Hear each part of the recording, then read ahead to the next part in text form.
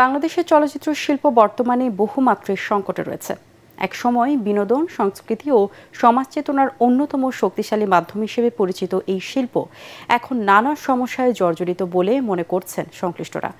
চলচ্চিত্র বিশ্লেষকদের মতে ৯০-এর দশকের পর থেকে অশ্লীলতার প্রভাব, প্রযুক্তিগত দুর্বলতা, সৃজনশীলতার অভাব এবং পরিকল্পিত বিপণন ব্যবস্থার ঘাটতির কারণে দর্শকরা ধীরে ধীরে সিনেমা হল থেকে মুখ ফিরিয়ে নেন।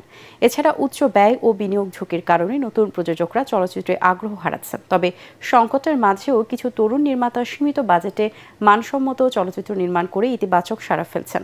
বিশেষজ্ঞরা মনে করেন চলচ্চিত্র শিল্পকে পুনর্জীবিত করতে হলে প্রযোজনা সহায়তা বৃদ্ধি, আধুনিক প্রেক্ষাগৃহ নির্মাণ, দক্ষ জনবল তৈরি এবং দীর্ঘমেয়াদী সরকারি ও বেসরকারি উদ্যোগ গ্রহণ করা জরুরি।